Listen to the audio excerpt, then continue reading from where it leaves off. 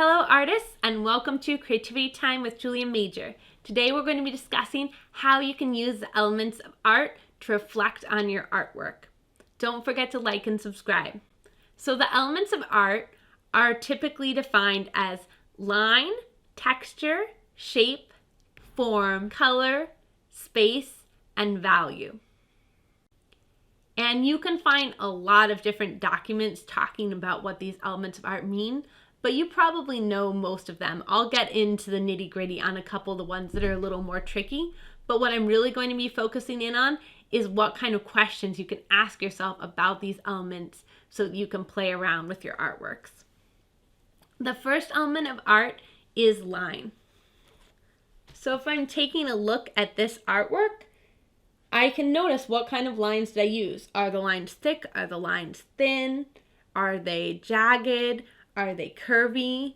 And when you're making artwork, when you're envisioning what you want to do, one really cool thing that I like to do if I'm drawing an animal or something is think about like what kind of lines would I like to use within this drawing or within this painting.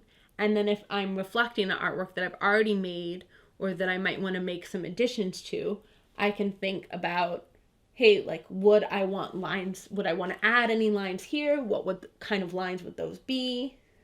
That kind of thing. Then you have shape. A shape is just where a line connects. And there's geometric shapes, which are the shapes that we have mathematical names for, like a circle, a square, a diamond. And then any shape that exists but we don't have a really specific name for is called an organic shape. So if I'm making an abstract painting, I often think about what are some shapes I'd like to play with.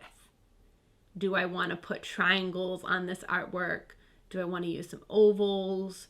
Do I want to use some organic shapes? And if I'm doing organic shapes, how do I want them to look?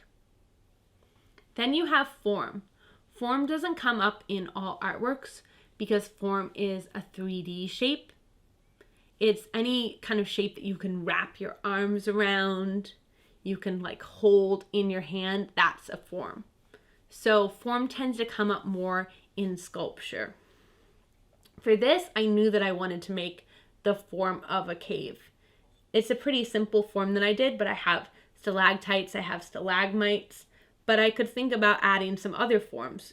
Do I want there to be a bear inside of the sculpture? Do I want there to be a little person inside of the cave? Those are the kinds of things that I could think about.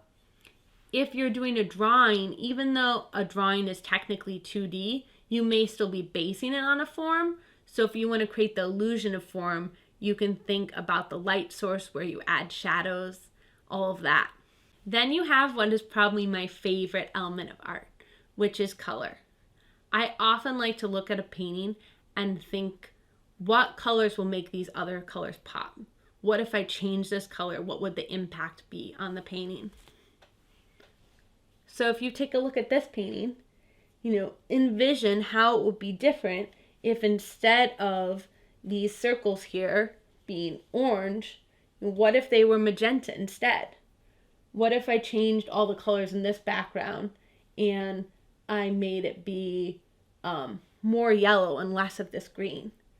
What if I added colors on top of the colors? Those are all the kinds of things you can think about, and it can be a really fun thing when you make a painting or drawing to think about what if I did this exact same thing but a different color. And one really good medium for doing that is printmaking. You can kind of just do the same image over but with different ink. Then you have value. Value and color often kind of blur together, but value is just how dark or light you make the colors. So when you add black to a color, you make what's called a shade. And when you add white, you make a tint. And sometimes people make paintings or drawings that are just in black and white or just using one color and they play around with the value.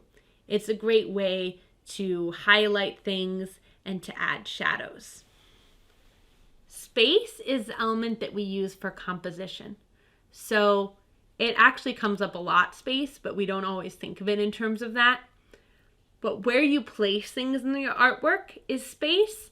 How far or near things in your artwork are is space, and how big and small things are is space.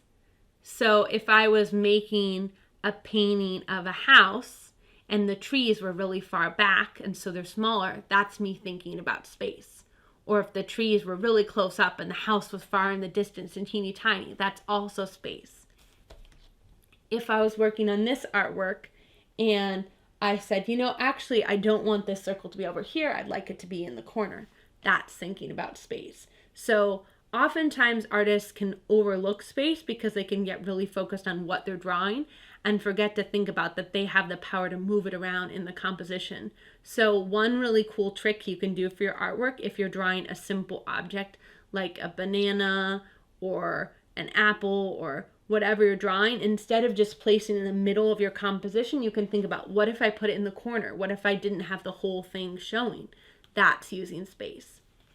Obviously, these elements of art do connect, so you often aren't just thinking about them in total isolation. When you're thinking about space, you may very well be thinking about shape at the same time, like my example of the apple in the corner. You wouldn't see quite the same shape if the apple is going over the edge.